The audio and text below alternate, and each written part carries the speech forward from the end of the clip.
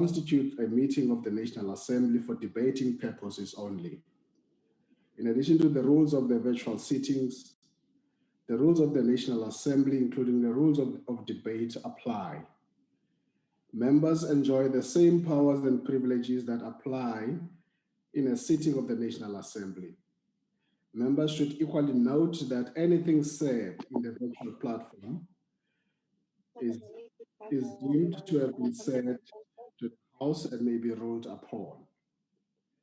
All members who have logged in shall be considered to be present and are requested to mute their microphones and only unmute when recognized to speak. I repeat, are requested to mute their microphones and only unmute when recognized to speak. This is because the mics are very sensitive and will pick up noise which might disturb the attention of other members. When recognized to speak, please unmute your microphone and connect your video. Members may make use of the icons on the bar at the bottom of their screens, which has an option that allows a member to put up his or her hand to raise points of order. The Secretariat will assist in alerting the chairperson to members requesting to speak. When using the virtual system, members are urged to refrain or desist from unnecessary points of order or interjections. Lastly, I wish to remind you that we are meeting in a mini plenary session and therefore any decisions will be taken in a full plenary session of the National Assembly. The only item on the order paper is a motion in the name of the Chief Whip of the Opposition. I now recognize the Honorable Chief Whip of the Opposition from the virtual platform, the Honorable Khwarobe. Thank you, Chairperson. Chairperson, in 2014, this House established an ad hoc committee that would investigate the allegations of abuse of state resources in the upgrading of the former President Jacob Zuma's private residence in Nkandla. In doing so, the committee was able to summon various government ministers and state institutions to answer to the very serious findings of the then public protector's report into the matter. In 2015, the ANC used its numbers in that ad hoc committee to adopt a report that had completely whitewashed and downplayed the abuse of public money. This was subsequently the subject of a constitutional court judgment which found that Parliament had failed to uphold its constitutional obligation of holding the executive to account as it is envisioned in both Section 42 and 55 of the Constitution. In 2021, the then Speaker of the National Assembly, Baleka Mbete, admitted to the Zondo Commission of Inquiry that Parliament had failed to use its oversight mechanisms to hold government to account for state capture, the looting of billions of rands. She admitted that things went wrong and that these were mistakes that should never be. Sande Modise admitted that Parliament woke up when things were really bad and offered an apology on behalf of the people of South Africa. 8 years later, after the Nkandla matter seized this Parliament, another Speaker of the National Assembly, Nosiviwe Mapisa Nqakula, is faced with the very same question of principle. Allegations have been leveled against a sitting president, serious allegations of large monies in foreign currency stored in his home, kidnapping, torture, and the abuse of state resources to conduct covert operations. The very same choice is now before this House. Do we simply turn a blind eye to these allegations because of party politics? Do we shield President Ramaphosa and those cabinet ministers implicated in this alleged crime because of shallow political allegiances? Do we neglect the oath of office we all took to be faithful to the Republic and uphold the Constitution in the service of the people of South Africa? Or do we do what is right? It is clear to us that the ANC never learned any lessons from the 9 wasted years they like to punt, as though this is not the very same people who are sitting on these benches who made those choices. To even bring this matter to the floor of Parliament has been a fight. We have seen every attempt to block MPs from doing their jobs, from shutting down accountability. Imihla le abantu be-ANC baxhapha amagwebu bethethelela izinto ezingathethelelekiyo. Anonelanga ukukhohlisa abantu beli, kunini siyonyelisa ipalamente singawenzi umsebenzi esithunyiweyo. Akonelanga nangoku. Is it not time to show South Africans that we are capable of putting political differences aside and truly show up for them? Should we not be the people who break the cycle of hollowing out Parliament and stand tall in service of the public? And so my challenge to you today is a simple one. The Constitution we swore to uphold expects us to interrogate the abuse of state resources. It cannot be under a constitutional democracy that we have a sitting president accused of breaking the law with the aid of state institutions left without answering the key questions we should be asking. While the Section 89 inquiry is in the process of being established, and it will be interrogating whether or not impeachment proceedings should be instituted against the president, it does not mean we should not be investigating other state institutions that are implicated in the saga. State security has a case to answer for. SAPS has a case to answer for. The Presidential Protection Unit has a case to answer for. The Department of International Relations has a case to answer for. Various ministers in the security cluster have a case to answer for. The various institutions, such as SARS, such as the Reserve Bank, need to enlighten the public about what they know and what was disclosed to them. And none of these questions will be answered in a Section 89 inquiry. These matters can only be responded to through an ad hoc committee that would have the powers to summon all these institutions and interrogate these issues in an open and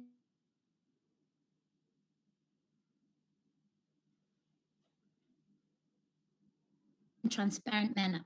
They should make it determine on the guilt or the innocence of the president, ministers, or government officials.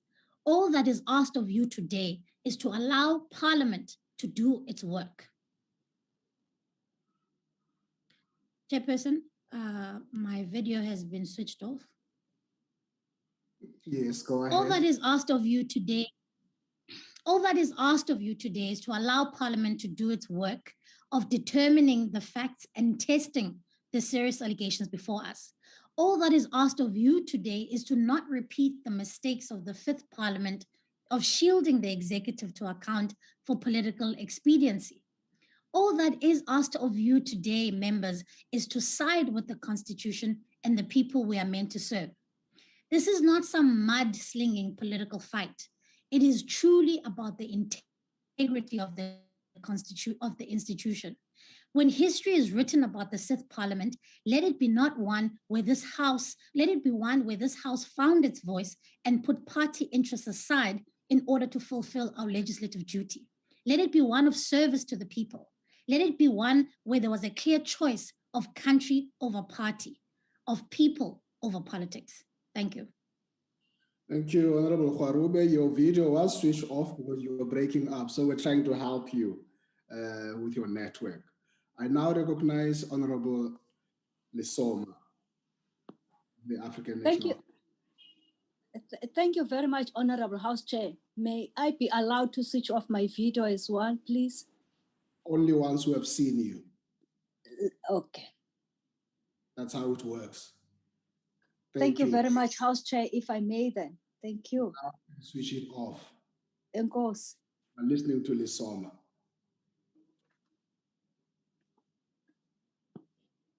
Thank you very much, Honorable Chair and honorable members. A very good morning, and fellow South Africans. Today, we are being asked in a motion for debate brought by the Democratic Alliance to consider the establishment of the Parliamentary Ad Hoc Committee to investigate theft and matters related thereto. The DA and its coalition partners would essentially like us to zoom the work undertaken by agencies of the state, specialized and skilled in investigating matters of theft and any subsequent breaches of law. It is their task to enforce the law through due processes. Not only that, in this case, the DA-led coalition would like us inverted commas, to investigate some who is a victim of a crime not at his primary residence, but at his business premises. It gets even more peculiar. They would like us to investigate a matter which by and large concerns a juristic person. Phala Phala Wildlife is a separate legal entity. Sitting here, Honorable House Chair and Honorable members, as we speak, none of us know the legal entity which was actually involved in the transaction, which resulted in the theft. We all assume it is Phala Phala because it happened at the headquarters of Phala Phala, but we actually do not know unless the DA knows more than what we know. In the event where it attracts any liability of any kind of, it be addressed like any other matter, any entity which liable before the appropriate authority. To show that DA-led coalition has no regard for the rule of law, none of them pose to ask how on earth do we lay criminal charges has been laid against the state president on a matter which concerns a separate legal. What is the rationale and legal connection of Section 89? Should it be Parliament which investigates whether Phala Phala violated the law? Obviously, from where I'm seated, I guess not. Nevertheless, we have agreed to a Section 89 of the Constitution impeachment process submitted on the 18th of July by the ATM, no doubt sponsored by the DA-led coalition, has been agreed by the Speaker, and in terms of Rule 129, has initiated the establishment of an independent panel to conduct preliminary inquiry on the impeachment motion. Honorable House Chair, we have all agreed to this process and submitted our preferences on those who would have to serve on the independent panel and who must, within 30 days of its appointment, conduct and finalize a preliminary assessment relating to the motion proposing a Section 194 inquiry to determine whether there is a prima facie evidence that the president committed misconduct. A panel referral does not constitute a parliamentary impeachment process, but an assessment of the supplied evidence by legal and constitutional experts to determine if, in terms of the Constitution, if evidence is adequate to warrant a further process, which if so, would be Section 194 inquiry. We all agreed, Honorable House Chair, in Parliament that this is the best process to establish the facts and evidence, not the hereby say. In addition to Parliament processes, the Hawks, South African Reserve Bank, and the Office of the Public Protector are carrying out investigations on the same matter. Despite this, DA-led coalition is not satisfied that we have 4 institutions investigating the matter, want an ad hoc committee on top piece the corporate of veil of a juristic person. Our courts have been very reluctant to piece the corrupt veil in civil cases. It would be extraordinary for a corporate veil to get pieced. For purposes of an investigation, it's even questionable if this would be lawful. This yet proves that the DA-led coalition have no sense of what our laws entail. Instead, they are fixed with drama and sensation in an attempt to appear to be relevant. We know that what the DA and its coalition parties will urge or argue in this House and beyond, they will present themselves as paragons of transparency and claim that the ANC does not want to hold the president accountable. That is very far from the truth. But they will fail to distinguish between the legal personality of an entity in which the president is major shareholder in and the president himself as an individual. The author of convenience, they will pledge us into a constitutional crisis and induce Parliament to act well out of its scope. In the matter of Glanesta vis-a-vis the president of South Africa, the Constitutional Court, honorable members, in judgment penned by Judge Langa, the highest court in the land, reminds us that under our constitutional democracy, the Constitution is the supreme law. It is binding on all branches of government and no less on Parliament. when it exercises its legislative authority, Parliament must act in accordance with and within the limits of the Constitution, and the supremacy of the Constitution requires that the obligation imposed by it must be fulfilled. Honorable members, disingenuously, the DA say that the request for an ad hoc committee is not about the president, as that is covered in Section 89 impeachment process and his involvement in the theft. Rather, the ad hoc committee will focus on departments and other state entities presumably involved in the Phala Phala saga based. If this is the case, let us have an ad hoc committee which will focus on Mzwandile Manyi's former company Afro Worldview and how miraculously purchased ANN7 and filed for liquidation in less than a year. Let us once more establish an ad hoc committee which will focus on Steinhoff and Marcus Juster for his conduct, where it is alleged that people have been defrauded to the tune of about 100 billion. We cannot do that. Why? Because these are allegations. We are not a body where allegations are tested. However, let me walk through the honorable members how previously the ad hoc committees were established. Whenever we have been called upon to establish an ad hoc committee, the ANC has taken a decision based on the facts and evidence in matters which primarily concern state-owned enterprises or government departments. Here, the leader of the opposition party wants us to establish an ad hoc committee based on allegations of a private entity. Nevertheless, our standpoint is that due processes and respect thereof is a principle when seeking to establish the facts. 4 institutions of the state are involved in this matter, covering all 3 arms of the state, and we need to receive the information first and all before just acting. In particular, the parliamentary processes, Honorable House Chair and honorable members. Once the panel is finalized within the 30 days of its appointment, finalize a preliminary assessment relating to the motion proposing Section 194 inquiry to determine whether there is a prima facie evidence to show that the president has or has not committed misconduct. If, as the DA allege, there are departments or entities who can be proven to have been complicit in covering up the theft, then we have portfolio committees who can make a determination in this regard as part of their oversight responsibilities. In addition, questions to the executive committee can be placed.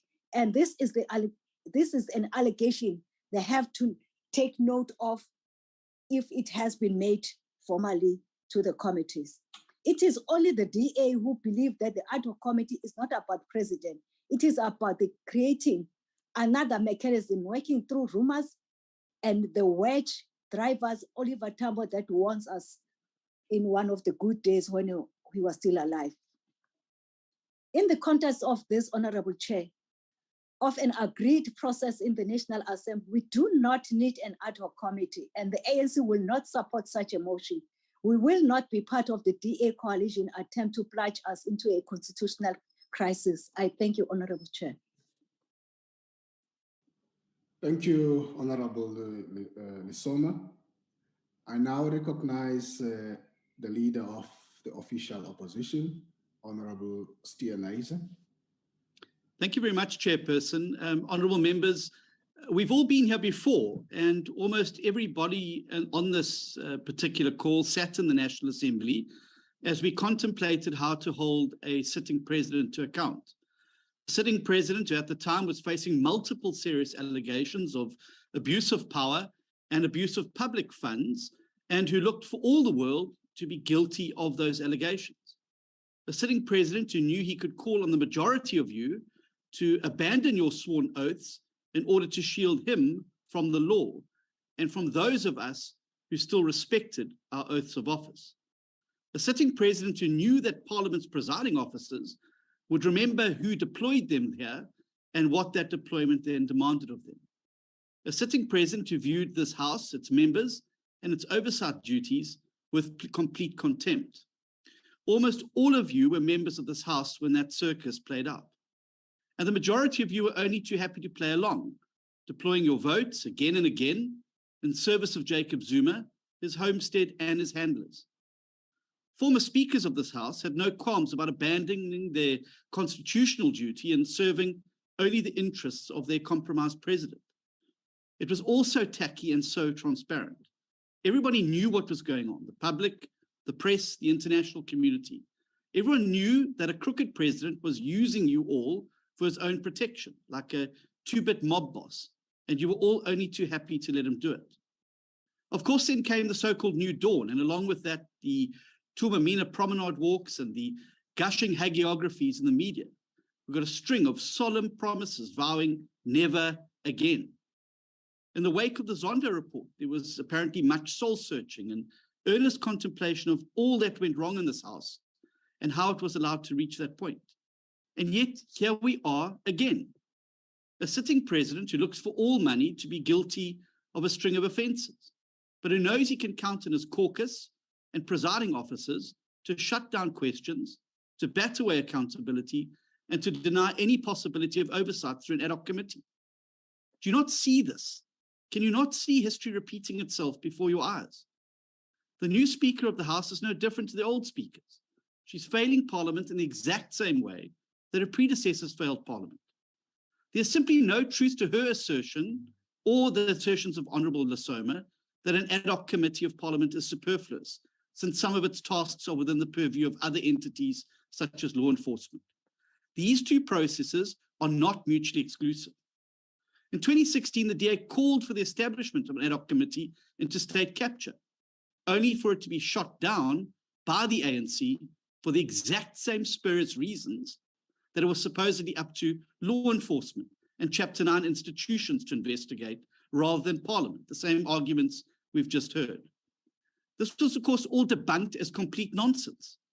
Even President Ramaphosa himself conceded in his Zondo testimony that, and I quote, "When you look at it with hindsight, I would say the two would not be mutually exclusive. And if anything, both checks could easily have been followed," unquote.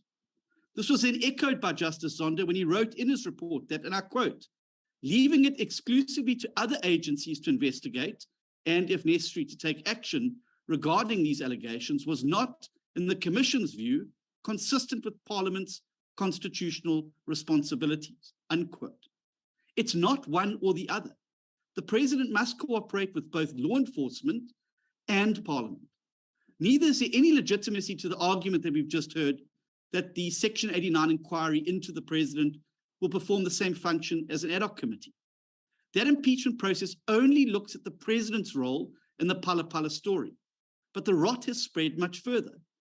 Aside from the dirty dollars in the couch, we need answers from, amongst others, the State Security Agency, the Finance Portfolio Committee, the Presidential Protection Unit, the Reserve Bank, and the Department of International Relations and Cooperation. None of those answers will come from a Section 89 inquiry. The only body with the power to summon all these people and institutions to testify is an ad hoc committee of this Parliament. But rather than take my word for it, I will leave you with one last thought from President Ramaphosa's testimony before the Zondo Commission, where he fully accepted the following proposition, and I quote, "Where there is information in the public domain, which if true would implicate a president in conduct which is allegedly unconstitutional, illegal, or improper, the National Assembly is obliged to do what it can. Firstly, to establish whether there's any merit in the allegations, and secondly, if it finds that there is, to take appropriate action," unquote. Those aren't my words. That's the position of the President himself. Now, given all of these things, the scathing rebuke by Justice Zondo, the solemn promises by members of and presiding officers of the House to do better, and the unambiguous testimony of the President himself, how can anybody still justify blocking the establishment of an ad hoc committee into Phala Phala? For the sake of our country, for the integrity of our House, and for the people of South Africa, let's for once do the right thing. Thank you very much, Chairperson. Thank you, Honorable Steven Eisen.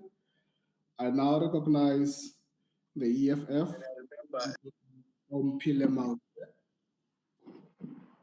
Thank you very much, Chair. Chair, the Economic Freedom Fighters support the draft resolution to establish an ad hoc committee to conduct.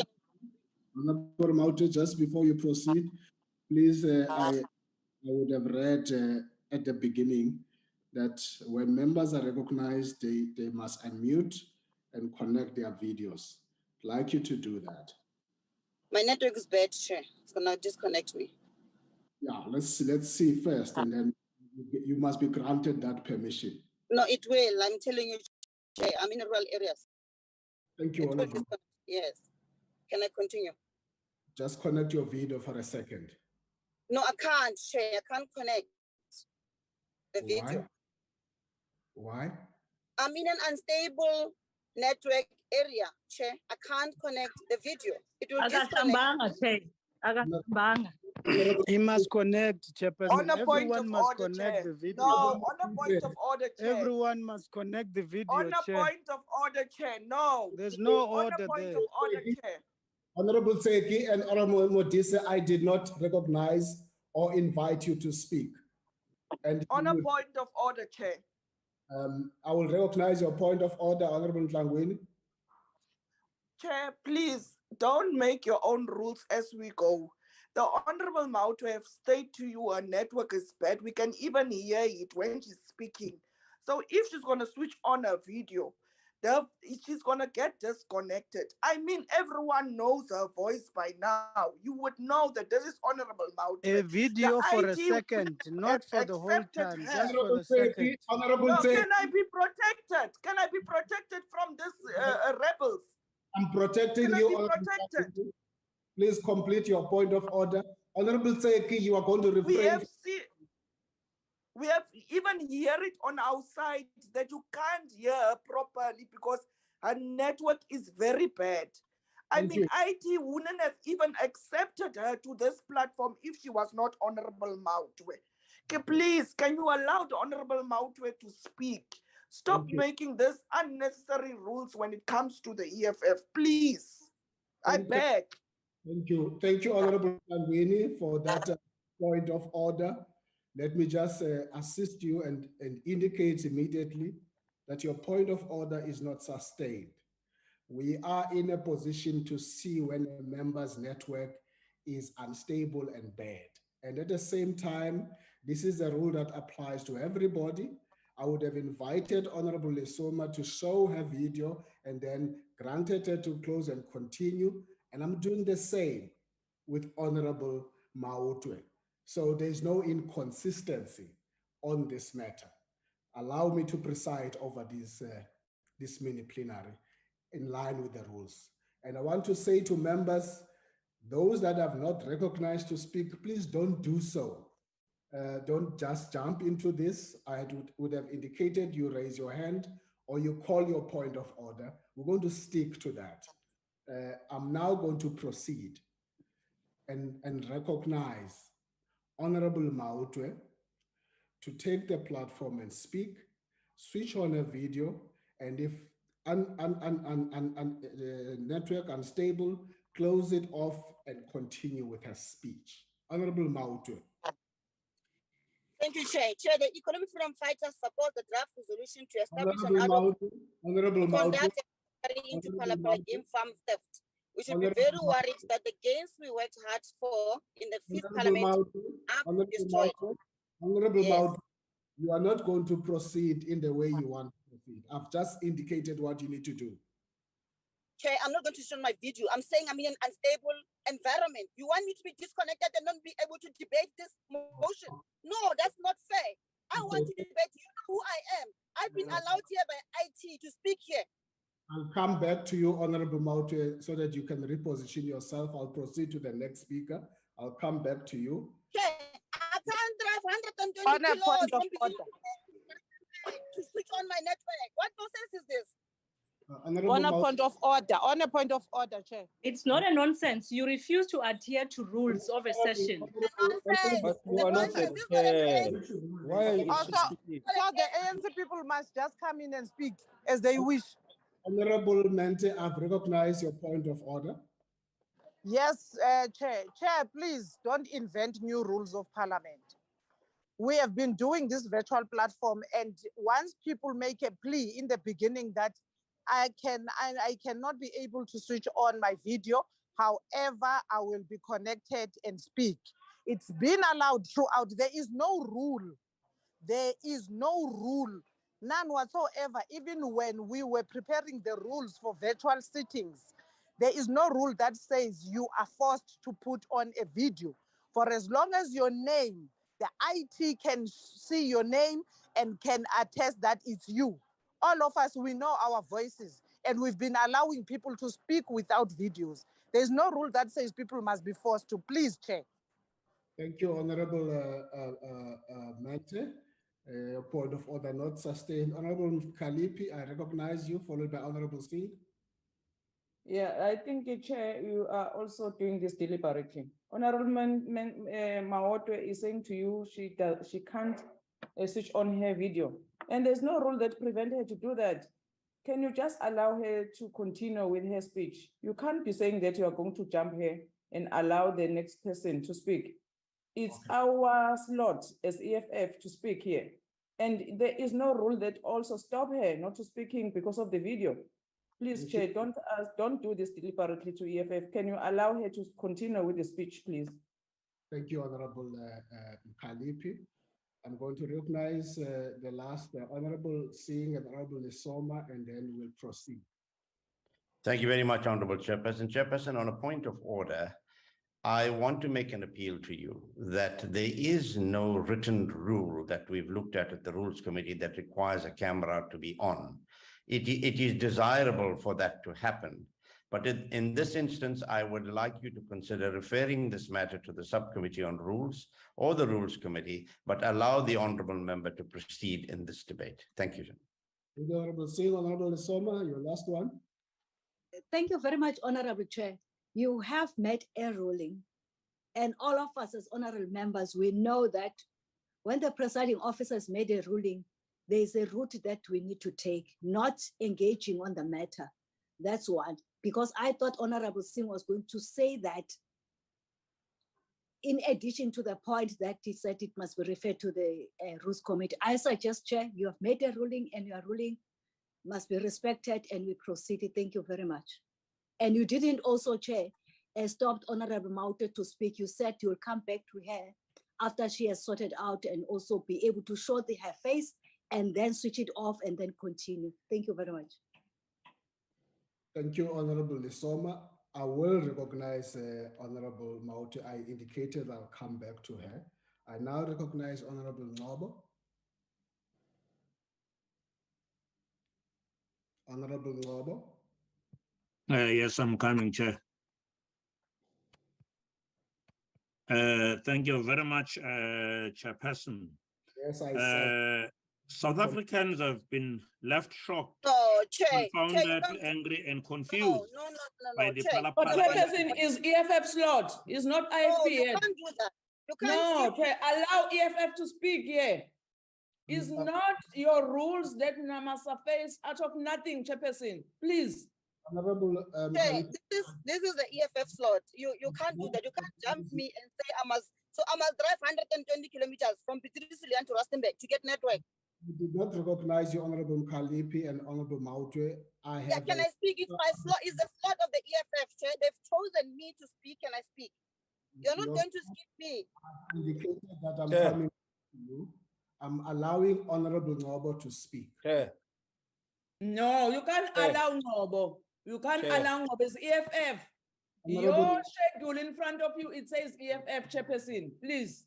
Honorable Mkalipi, I'm not going to repeat that again. I'm indicating that to you now. I've been asking you to refrain from what you're doing. Honorable Ngobo, please take the platform. Chair. Which rule is this that you must switch on our video? Just direct us to the rule. Where? Which rule? Honorable Mauti. Chair, cannot at the beginning of this. On a point of order, of Honorable Mauti yourself. On a point of order, Chairperson.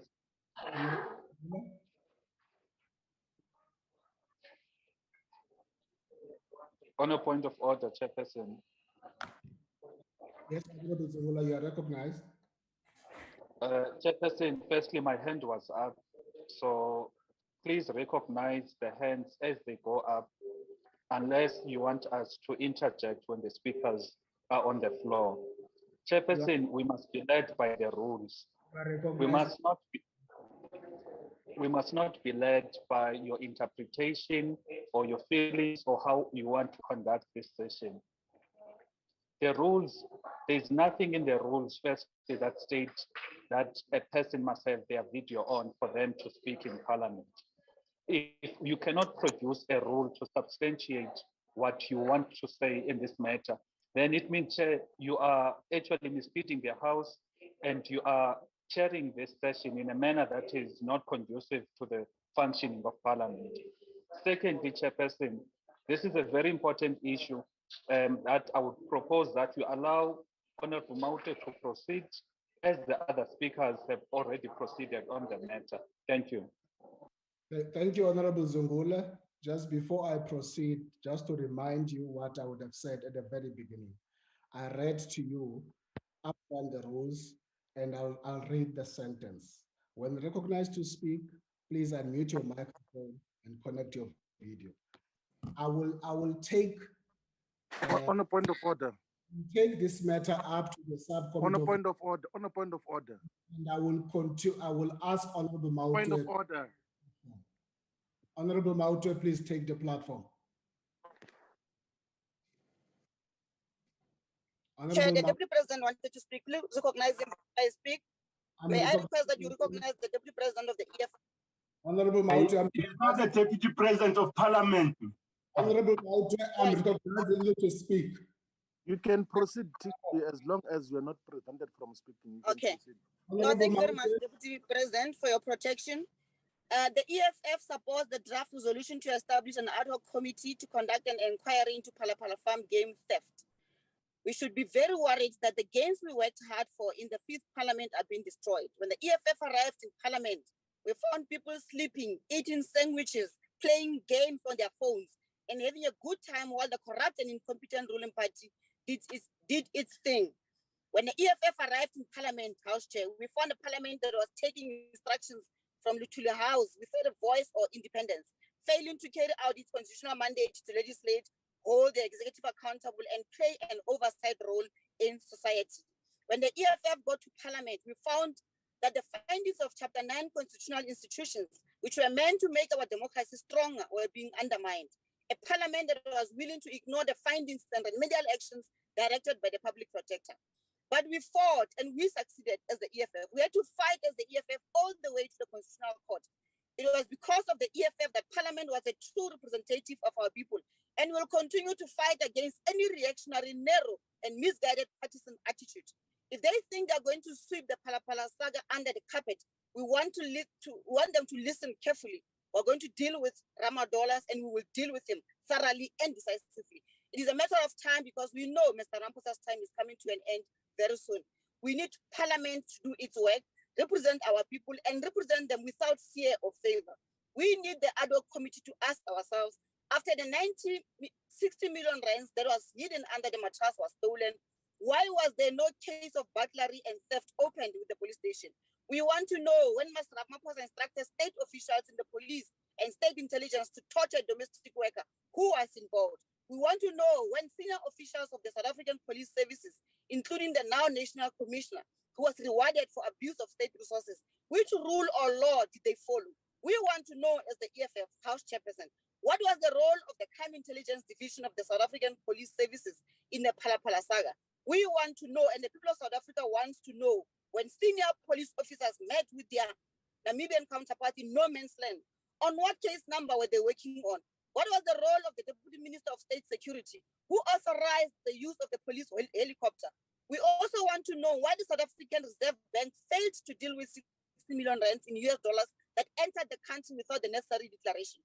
There seems to be confusion, Chair, about the role of an ad hoc committee and the Section 89 committee that is going to impeach Mr. Ramaphosa. We know that this is confusion meant to mislead our people.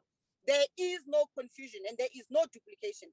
The ad hoc committee is going to deal with various issues that cut across different government departments, including the failure of the Reserve Bank, the Financial Intelligence Center, and many other departments that got involved in a cover-up. The Section 89 inquiry will deal with separate matters, and we'll get to that when the time comes. Let's allow the panel to do its work. We want a panel that is independent and does not have Mr. Ramaphosa praising us. The Speaker promised to inform the nation about the final independent panel on Friday, and we're still waiting. For now, let's allow the establishment possible time to report back at agreed time to avoid any further delays. The work of the ad hoc committee must start without any further delays. We'll on question responses, then 21 questions and the answers. I thank you, Chair. We supported the motion to have the Section 89 committee established. I thank you, Chair. Thank you, Honorable Mautwe. And now I recognize Honorable Ngobo. Thank you very much, Honorable Chairperson. South Africans have been left shocked, confounded, angry, and confused by the Phala Phala incident. Many are asking themselves the elusive question, why? Why did the president of the country have such a large amount of money in cash in his possession? Why was the theft not reported? There are more unanswered questions surrounding the matter than answered, Chairperson. The president, who is the heart of this controversy, has yet to fully account to the citizens of South Africa. Transparency and accountability by the head of state is of paramount importance. The president further swore in his oath of office to obey, observe, uphold, and maintain the Constitution and all the other laws of the Republic. If South Africa's first citizen deem himself unaccountable, what type of example does this set for South Africa, this country, the continent, and the world?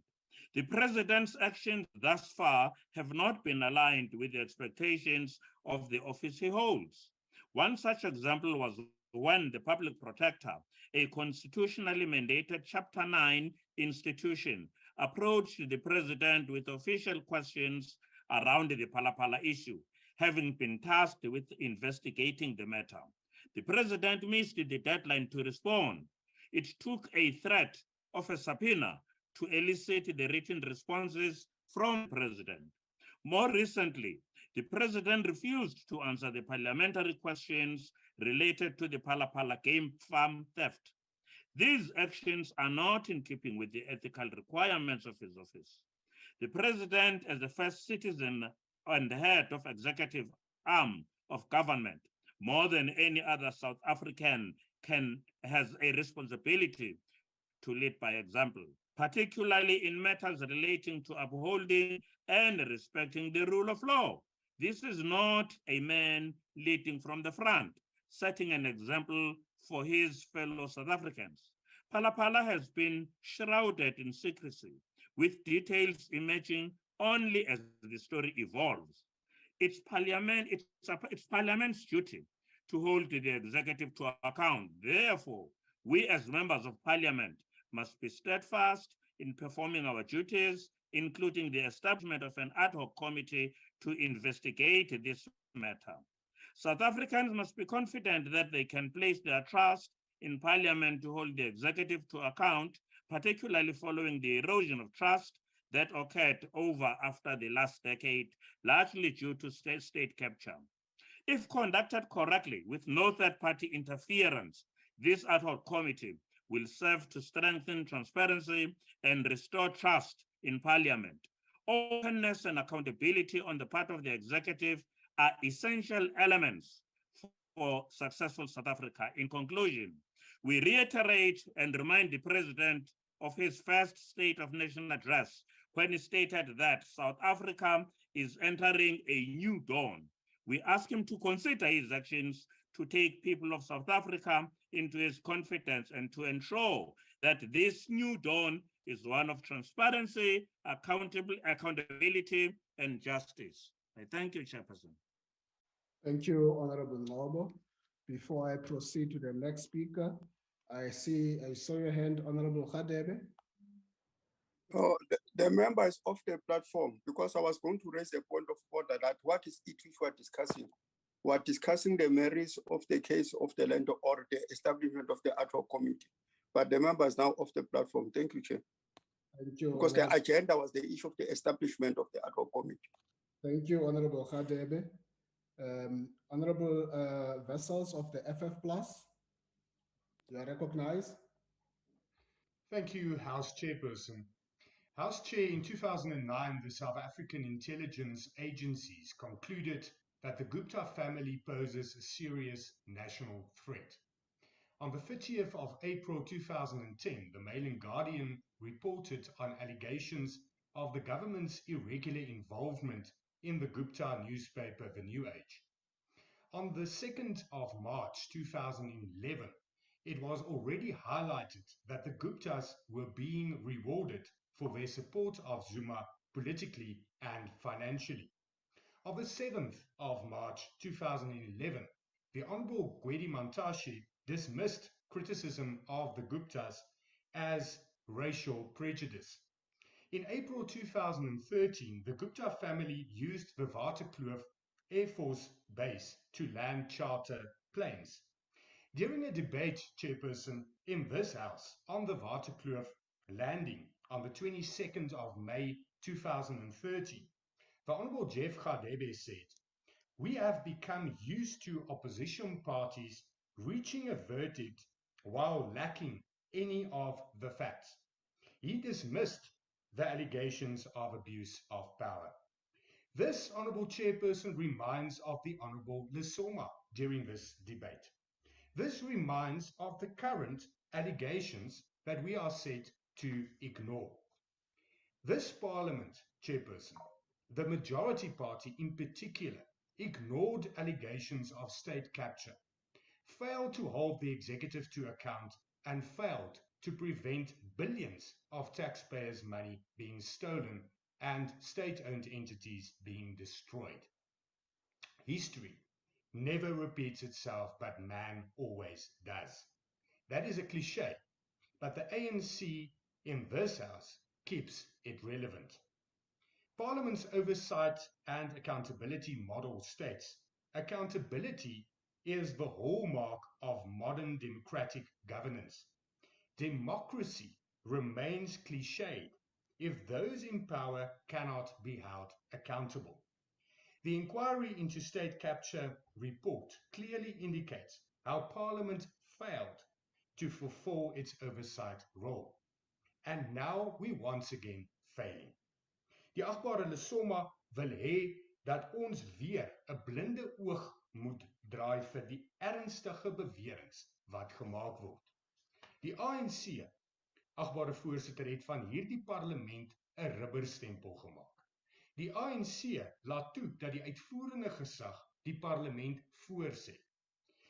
Wanneer daar ernstige aantuigings van magsmisbruik en die betrokkenheid van verskillende regeringsdepartemente by die ongeruimthede van Phala Phala is, moet hierdie parlement dit ondersoek en moet die uitvoerende gesag aanspreeklik gehou word. Allegations of state capture were dismissed as only being allegations. And once again, the Honorable Lesoma now wants to say it's only allegations. And that is why we shouldn't establish an ad hoc committee. That's why we shouldn't investigate. That is why this parliament shouldn't fulfill its role of oversight. You are repeating history.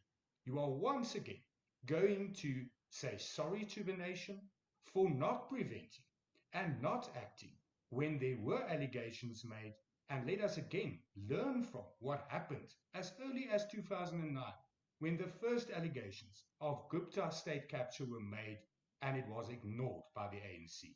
I thank you. Thank you, Honorable Vessels. I now recognize the ACDP, Honorable Mishwe. Thank you, House Chairperson.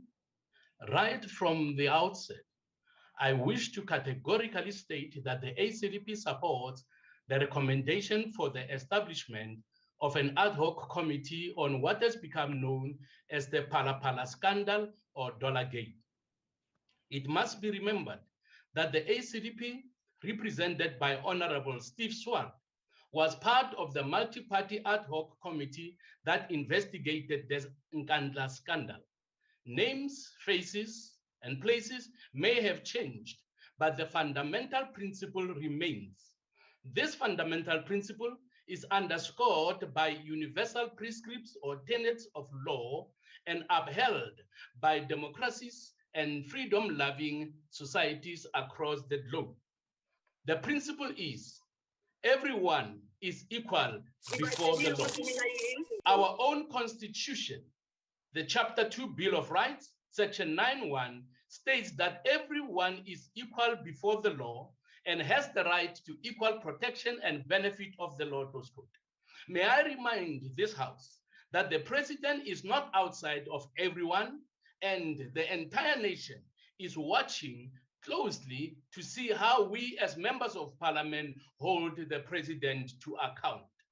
The ACDP calls on every member of Parliament to uphold their oath of office and to be reminded of their constitutional mandate found in Section 55 of the Constitution, subsection 2A and B, which states, the National Assembly must provide for mechanisms, A, to ensure that all executive organs of state in the national sphere of government are accountable to it, and B, to maintain oversight of B1, the exercise of national executive authority, including the implementation of legislation, and B2, any organ of state. President Ramaphosa has a case to answer, and he must answer to the National Assembly. The ACDP was vocal, principled, and critical of former President Jacob Zuma's involvement in the Nkandla and state capture saga. It would be hypocritical of us if we do otherwise with Mr. Ramaphosa. The President must lead by example. He's not above the law. He must give answers to members of Parliament and to the nation. How did that money, foreign currency, end in and on his farm without the police being informed? Thank you, Chairperson. Thank you, Honorable Meshwe. I now recognize the UDM, Honorable Ngwangwa.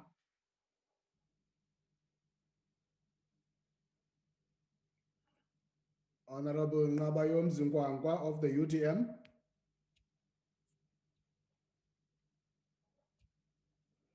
I proceed. I now recognize the ATM, Honorable Mahau. Thank you very much, Chairperson. The Section 89 independent panel will indeed confirm the following irrefutable and uncontested violation. So there will be two different terms of reference for the committees, for the two committees. One, under Section 89 independent panel, Mr. Ramaphosa violated Section 96, subsection 2A of the Constitution, in that he undertook paid work. He even acknowledged his customers during the provincial conference of the ANC in Limpopo. On the 18th of June this year, he was in his Phala Phala farm auctioning Angoles. Mr. Ramaphosa violated Section 96, subsection 2B of the Constitution, in that he exposed himself to a situation involving the risk of a conflict between his official responsibilities and private interests. He did this by issuing an unlawful instruction to his bodyguards, General. That's a pause, Honorable Mahau. Please take a pause. I see a hand. Let me recognize Honorable Khodebe. Thank you, Chairperson. The member continuously refers to the President of the Republic, and then this is not a substantive motion on the conduct of the President. It is a motion on the establishment of the ad hoc committee. There must be a separation between the two, Chair. So she cannot claim as a matter of fact that the President has violated 1, 2, 3, 4 without a substantive motion. Thank you. Thank you, Honorable Khodebe. Honorable Mahau. Chairperson, I'm clear here. Yes, I have no confusion on what I'm saying. I'm trying to separate the two committees, the need for an ad hoc committee vis-a-vis Section 89 committees. So I'm not confused here.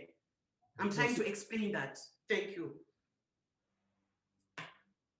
Mr. Ramaphosa violated Section 92, subsection B of the Constitution, in that he exposed himself to a situation involving the risk of a official responsibilities and private interest. He did this by issuing an unlawful instruction to his bodyguard, General Rudi, to investigate the burglary in his private property, Phala Phala farm, instead of instructing him to open a case with the police. There is still no case number, which is another violation. What we are saying as African Transformation Movement Chairperson, ATM supports the establishment of the ad hoc committee so that the site visit to Phala Phala farm can be undertaken. Also to summon all the agencies that have been seized with investigating in particular criminal activities, so that all the allegations, including money laundering, kidnapping, foreign exchange violence, torturing of women, illegal border crossing, abuse of police grabber, etc., can finally be confirmed. We fully support the establishment of a committee. Thank you very much, Chairperson. Thank you, Honorable Mahau. I've been made aware that Honorable Nkwangwa is not on the platform. I proceed to recognize good Honorable Heron. Thank you, House Chair. Chair, the fog of legitimate unanswered questions relating to the breach in security at the President's farm and theft of piles of cash has enormous destructive power. Brushing the questions aside as being part of the politics of the day thickens the fog instead of clearing it. We repeat our call on the President to urgently take South Africans into his confidence by providing coherent explanations for the vast sums of cash kept at his farm and why, when the money was stolen, the theft wasn't reported through normal police channels. By offering a credible explanation, the President would defend his own integrity and that of the country and materially contribute to breaking the toxic cycle of allegations of criminality being weaponized by politicians and media. These are serious allegations and they require serious responses. By refusing to provide answers, the President creates space for political opportunism at a time the country can least afford it. It is very difficult, Chair, to take this motion seriously, given that the allegations are already the subject of unprecedented scrutiny. The Hawks are conducting a criminal investigation. IPID is investigating allegations of unlawful police involvement in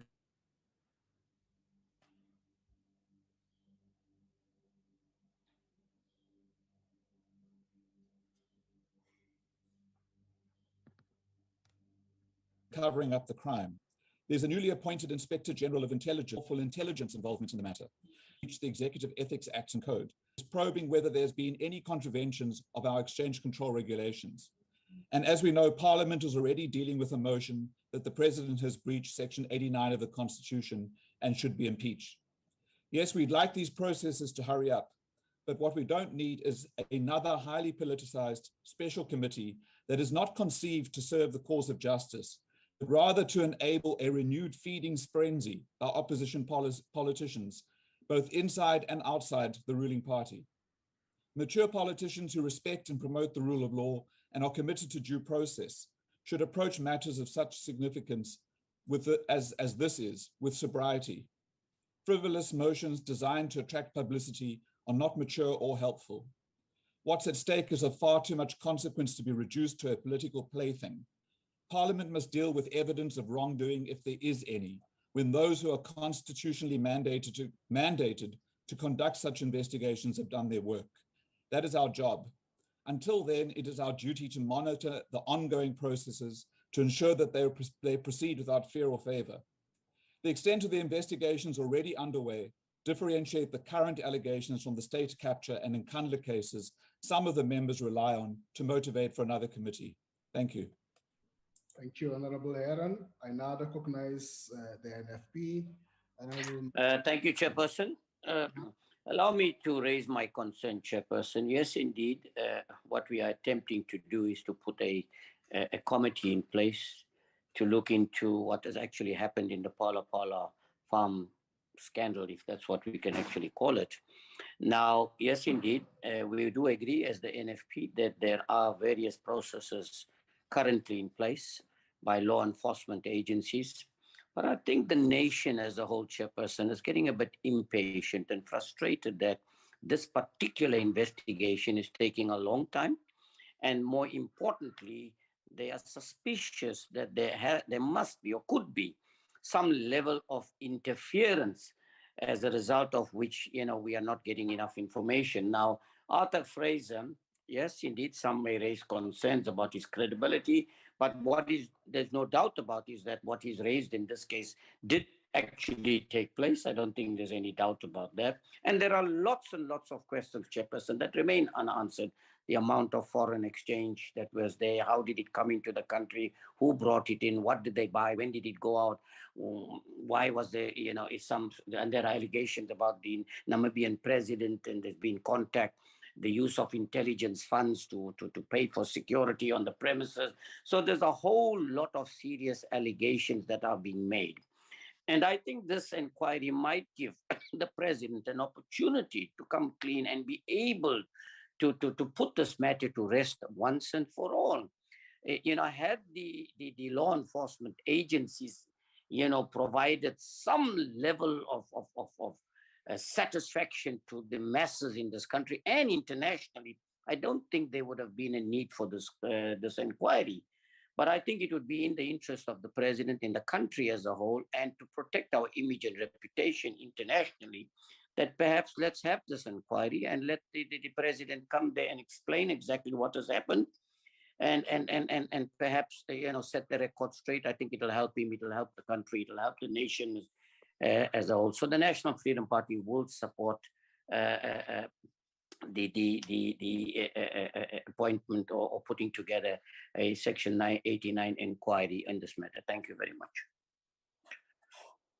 Thank you, Honorable Sheikh Imam. Accept that the motion is about the ad hoc committee today. Thank you. I now recognize Honorable Werner Horn. Thank you, Chair. The Constitution determines that the first and primary responsibility of the President as our head of state and the executive is simply this: to uphold, defend, and respect the Constitution as the supreme law of the Republic. It must therefore follow that Parliament, in holding the President to account, must firstly monitor as robustly as is necessary whether the President upholds the Constitution and the law. But Parliament can also never escape from the duty we have to ask the difficult questions to all involved in the type of mess we are discussing. The Honourable Heron says members of Parliament are not sober enough to consider this properly. Chair, let me say this to him and all other members who feel they're not up to the task. They can step aside. Honourable members, Chairperson, also consider this. The official oversight and accountability model of Parliament clearly states that in the event of transversal issues, which we clearly have here, an ad hoc committee is the most suitable oversight and accountability vehicle. Not surprisingly, Chair, some argue that setting up an ad hoc committee now would be excessive and unnecessary given the appointment of the Section 89 panel of experts. But apart from the limited scope and the sole focus on the President, which this process has, this Section 89 process is exactly the type of process that will be primarily dependent on findings of fact and law already made by other institutions, the type of findings of which there is really nothing to speak of yet. Chair, the Leader of the Opposition has convincingly argued, specifically on the basis of the well-considered guidance given to Parliament in the Zondo report, that we may not, under any circumstances, even consider delaying our own investigation to await the outcome of other investigations. Of course, we've already seen and heard the President in this House refusing to answer questions on this issue, clearly expecting of us to do just that, to delay until it suits him. Honourable members, and specifically the Speaker and presiding officers of this House, let us remind you of the constitutionally enshrined privilege that members of Parliament and of the Executive enjoy, determining that they could never face criminal proceedings, arrest, imprisonment, or damages for anything that they say, produce, or submit during proceedings of Parliament. A double-edged sword, which makes it clear that there is simply no basis on which the President should be allowed to not answer any questions posed to him in Parliament. And Chair, there are so many questions. Questions like, what happened to the announcement in 2014 when the President assumed office as Deputy President that business interests like the one the President has in Phala Phala was to be placed in a so-called blind trust managed by independent professionals, and that he would not be giving any instructions regarding the management of these interests? all to best protect the president against allegations that he, through his businesses, may fail to uphold the law. How did it then happen that the president seemingly became or stayed involved in the day-to-day operations of Phala Phala? A fact not only indicated by the scant information we have on the theft, but also by the fact that Mr. Ramaphosa used the presidency and its website in November 2020 to refute allegations then made against Phala Phala by Peter about trophy hunting. Involvement which now has the consequence that it could probably be blamed for the apparent breach of the exchange control regulations, which requires prior permission to receive payment in foreign currency and requires foreign currency to be declared and sold to an accredited dealer within 30 days of receipt. Also, was the failure to adhere to exchange control rules and the break-in and theft reported to the relevant authorities? If so, when? What have they done since then? And if not, why not? Did the president allow his protection unit to embark on an investigation and manhunt aimed at apprehending the perpetrators? And if this was done without his knowledge, what did he do when he learned of these abuses? Were former members of staff at Phala Phala paid to secure their silence on the event? And if so, who took the decision to do so? Was the president aware and involved? And if not, what did he do when he became aware of this? Did the president discuss this matter with his Namibian counterpart at the time, with a request that the matter and any assistance given by Namibia be treated confidentially? Is 15 months really the standard time it takes the Department of Justice to determine that a request for mutual legal assistance does not meet the required standards, as was the case when dealing with the request from Namibia on this matter? Is the NPA and its special investigative unit guiding the belated investigation into this matter by the Hawks? If not, why not? Given that everything known about this matter screams out that this is the type of case that must be carefully investigated and guided. Chair, we implore all members who are serious about their office to support this proposal so that we can get answers to these questions. I thank you. Thank you, Honorable Horn. I now recognize the African National Congress, Honorable Sakhumzi Somyo. Well, thank you very much, Honorable Chair and honorable members. The African National Congress has received an electoral mandate to lead the Republic of South Africa. In responding to this mandate and vote of confidence by the people, we seek to affirm the fact that the vote that has taken us through seeks to recognize our role and the mission we undertook for liberation and our adherence to justice. The adoption of the Constitution of the Republic of South Africa laid a foundation for a democratic South Africa in which government is based on the will of the people, and every citizen is equally protected by law. The President of the Republic of South Africa is the head of state and is duty-bound to uphold, defend, and respect the Constitution as the supreme law of the Republic. For this reason, the President, in his first public statement on the theft at Phala Phala farm, said the following: "The President Ramaphosa, stands ready to cooperate with any law enforcement investigation of these matters," I close quote. The President and various members of the executive have been cooperating with all investigations, while others are undertaking investigations from the police, the Reserve Bank, and other competent agencies. Therefore, there is no cover-up on the matter, as reports will be tabled. These honorable members are consistent with the ANC's position on accountability and ensuring that when allegations are raised against any leader of the ANC, the due process by competent institutions of the state in the three arms of the state, based on the nature of the matter, is central to testing the veracity of allegations raised. At this level of the state, our parliament needs to keep to the dictates of due process and evidence that rely on media reports, which are not necessarily affirm that position. The principle of facts and evidence is the only credible way of responding to the Phala Phala matter, as this matter has been triggered by the case the law enforcement agencies are investigating. The DA's motion, which the Speaker has already refused, has no compelling grounds to warrant an ad hoc committee. The parliamentary panel appointed by the Speaker will recommend to the National Assembly, based on the merits and demerits of the actual primary matter, which is the source of the motion, and appropriate intervention by the National Assembly will follow. Matters surrounding the theft and the various allegations on the role of other government departments are matters that are part of the operations of the different departments and are not of a strategic nature, such that an ad hoc committee has to be established to respond to allegations raised, which require investigations by law enforcement agencies. These honorable members are so because allegations are an innate part of the execution of executive authority. Executive authority is politically contested, but what becomes objective and of substance is the evidence of allegations raised.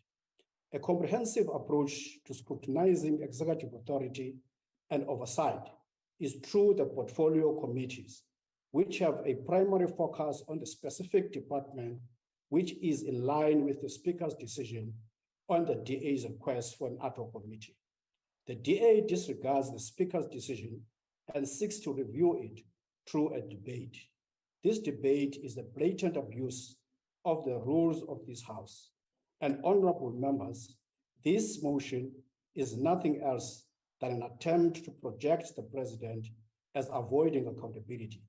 Yet the matter relating to the theft is being investigated by all competent institutions, including this, our institution, our parliament. The DA attempts to claim that the Phala Phala matter it seeks to focus on has no bearing on the process of the independent panel and is not linked to the work of state institutions, is the lowest level of comprehension of the interconnectedness of the matter. The DA and the EFF have asked questions on various executive issues, and accountability should continue at that level.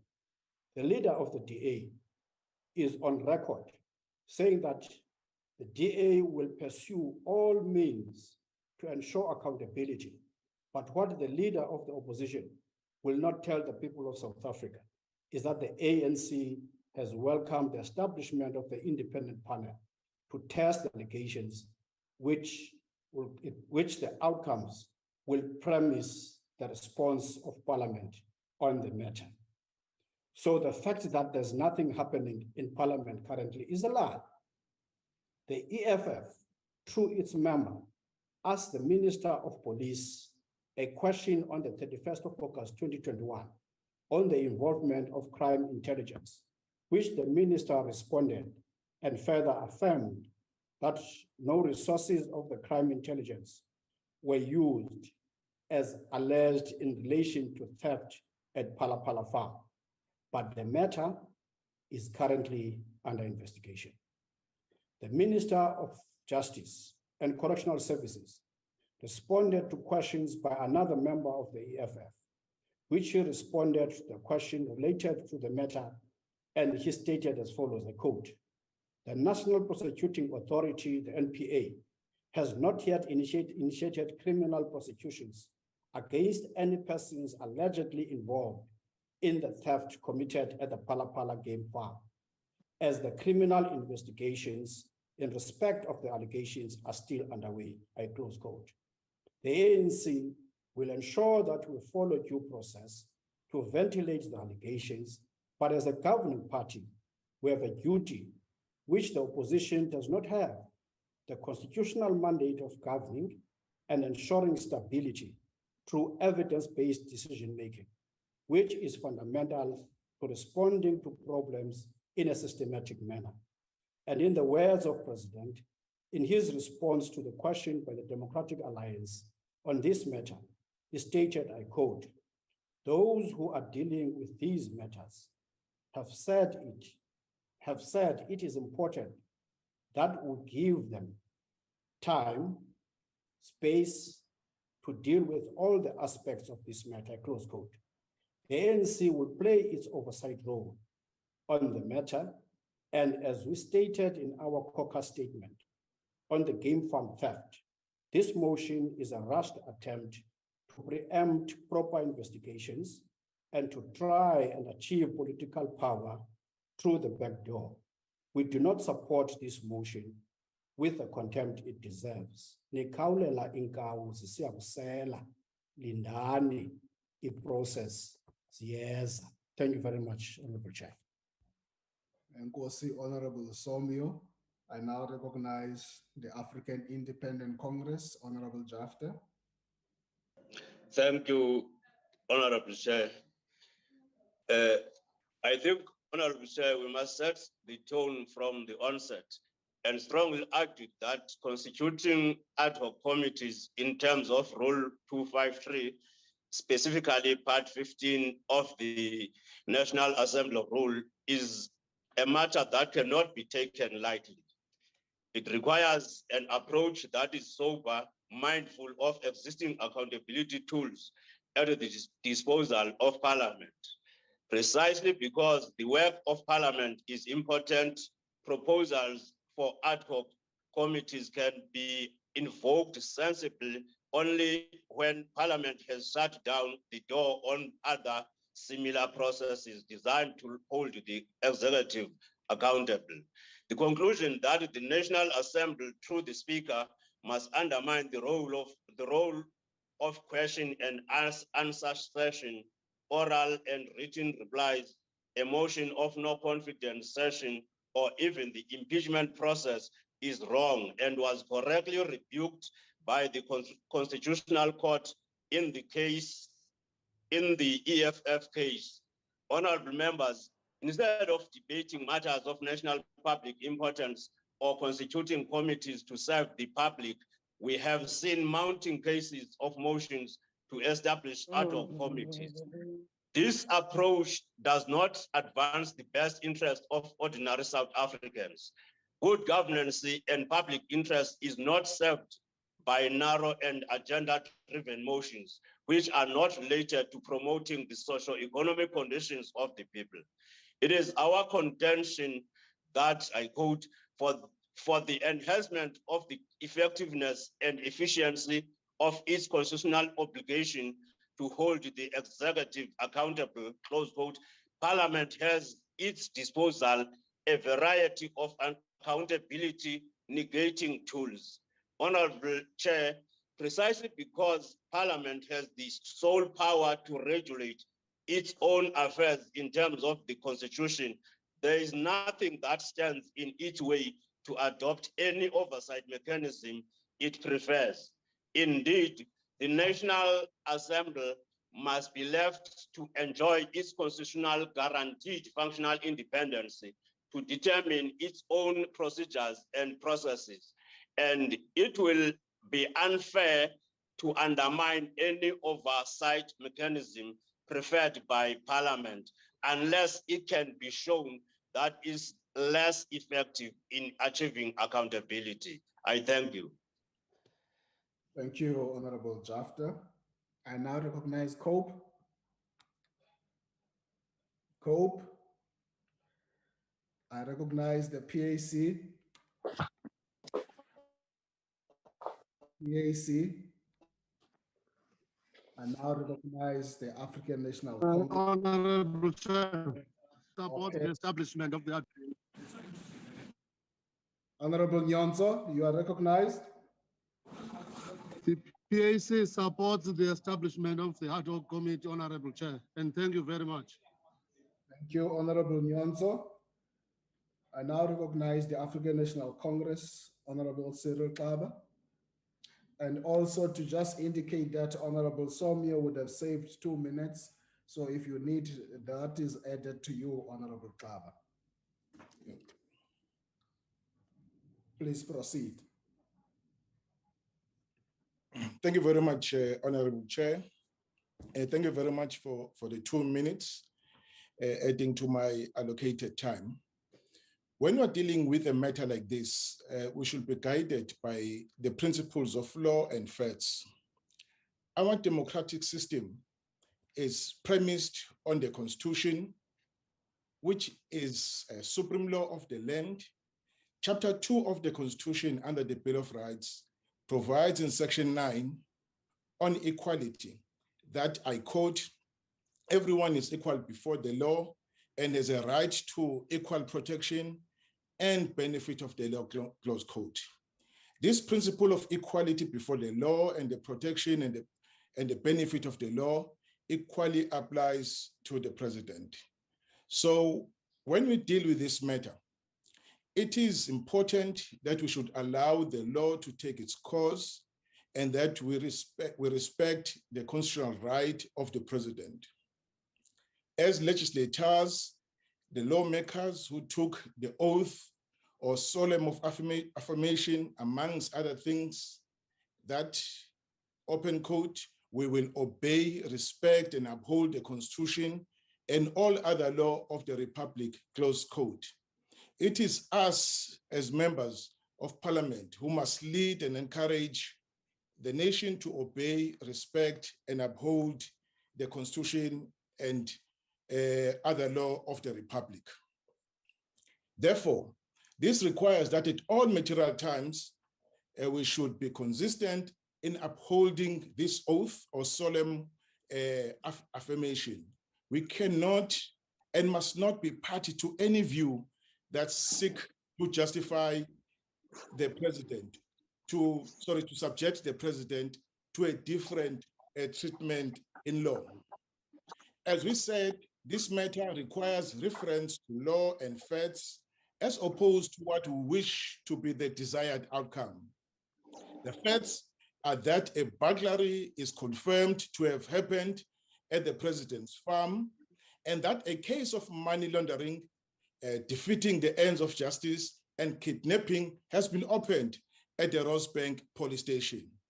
Again, the fact is that the South African Reserve Bank's Financial Surveillance Department is probing allegations related to the matter of foreign exchange transactions related to the burglary at the president's farm. The fact is that when this matter of the allegations of break-in and theft at the president's farm was brought before the law enforcement agencies, the president released a press statement on the 2nd of June, 2022, that are open quote, President Ramaphosa stands ready to cooperate with any law enforcement investigation of these matters, close quote.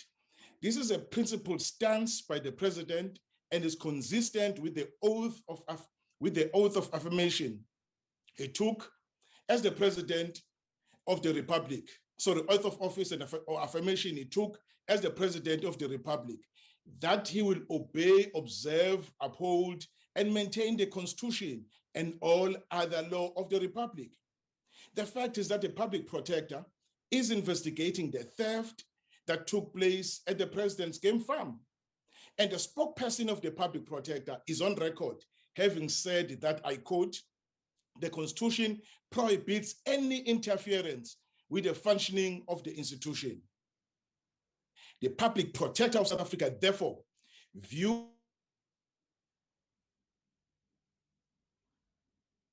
pressure on the institution to publish the evidence in question while the investigation is underway as constituting the interference contemplated in the Constitution, and calls upon them to desist from such conduct, close quote. Therefore, as lawmakers, we are expected to ensure that the concern raised by the public protector about undue pressure and interference in the work of the public protector is condemned as it falls outside our Constitution and the law. It is also a fact, Chair, that the Extending Committee on Intelligence has investigated certain allegations pertaining to the alleged involvement of the Deputy Minister responsible for state security, as well as the alleged abuse of state secret crime intelligence fund. These allegations were dismissed as rumors. The committee the Joint Standing Committee on Intelligence found that there was open quote, no independently verifiable information to support the allegations, close quote. As the ANC, we understand that Parliament from time to time will establish ad hoc committee to deal with critical matters of oversight. However, this depends on the facts and is dealt with on a case-by-case basis. Parliament has a history of establishing ad hoc committees, and it will continue to establish ad hoc committees when circumstances allow. The case of the ad hoc committee on natural disasters in KwaZulu-Natal, Eastern Cape and Northwest provinces is a case in point. The 5th Parliament established ad hoc committees to deal with the challenges of SABC, ESCOM, but not as the first port of call, Honorable Chair, I repeat, not as the first port of call. Parliament then through its portfolio committees undertook inquiries as part of its oversight, and evidence emerged and justified the establishment of an ad hoc committee with specific terms of reference. In this case of the burglary at the President farm, Parliament does not have facts consistent with the practice. The ANC takes a view that Parliament must allow the process to ventilate fully so that facts are fully established by the agencies with the necessary capacity, and the process that the Speaker has initiated following the impeachment motion by the ATM. The Speaker, after consultation with the party leaders, has established a panel of experts which will conduct a preliminary inquiry into whether, in fact, there is prima facie evidence to sustain the motion that grounds exist to initiate the process towards the impeachment of the President. The panel will assess all evidence placed before it and submit to Parliament its findings and recommendations. The DA is not telling the truth, say. The argument that Section 89 process is limited in its scope as alleged by Honorable John Steenhuisen on this matter, and that the panel will not delve into many questions that the DA, the IFP, and the FF say remain unanswered, is rejected. The process that the Speaker set out will ultimately result, I want to repeat that, will ultimately result in an ad hoc committee that will look into all other issues, let me say allegations, as have been bandied about in this sitting. It will have powers to subpoena anyone it deems holds information that will assist it to do justice in the matter, but only if the panel makes a determination that there is prima facie evidence, or rather prima facie evidence exists to suggest that there is a case to answer. The ad hoc committee will thereafter report its findings and recommendations to this House. It is a matter of sequencing the steps.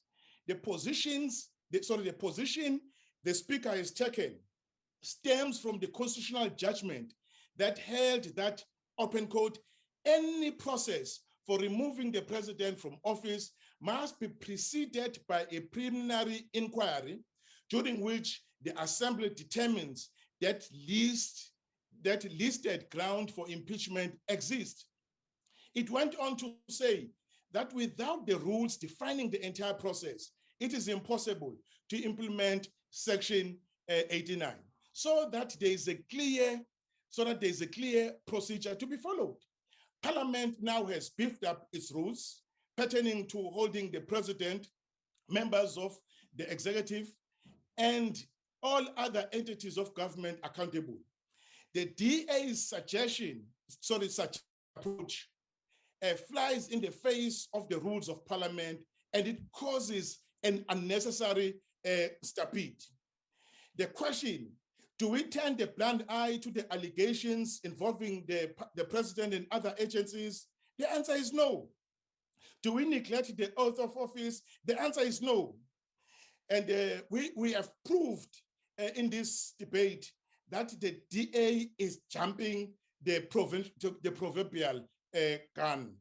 And we are proving in this debate that the DA is mad at being overtaken by the ATM, a party they consider insignificant and shooting above its weight. It is not true that the president has refused to answer the questions on Phala Phala.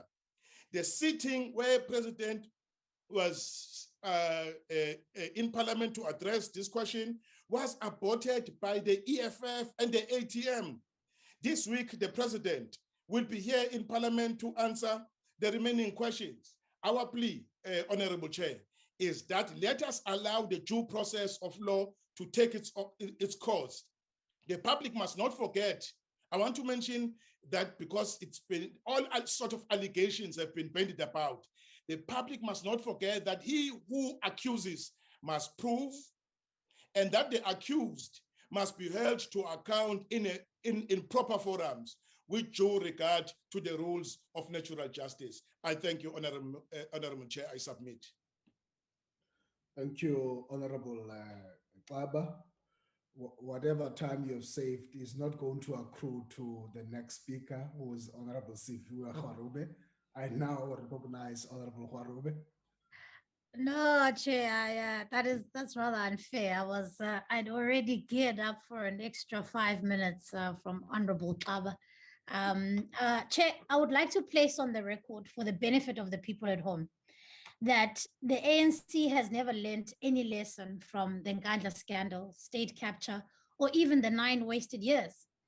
The apologies that have been offered to South Africans by government ring hollow, because had lessons been learned and true introspection taken place, the ANC would not be treating Parliament with disdain like it is today. The government party has done a poor job of defending the indefensible. They have sought to conflate the work of the Section 89 inquiry and that of an ad hoc committee. They have pretzeled themselves explaining how law enforcement agencies are investigating the matter as to argue why Parliament must sit on its hands. In doing so, they have demonstrated to us that they simply have no appreciation of the Constitution and the doctrine of the separation of powers. Law enforcement agencies should do their work. However, lawmakers in this House should also do their work. Perhaps more devastatingly, the ANC has shown its hand. This is a party that will never be able to self-correct. They have gone so far down the hole of moral bankruptcy, they can no longer be trusted with governing South Africa. There comes a time in any constitutional democracy where politics is placed aside in order to bring the dignity back to this institution. We do so because we respect those who elected us. And the ANC and those who declined this opportunity have failed to rise to a critical occasion in our democracy. And history will judge them harshly, as it should. Thank you. Thank you, Honorable Kharube. Honorable members, let me remind you that the hybrid plenary of the National Assembly will still take place at 2.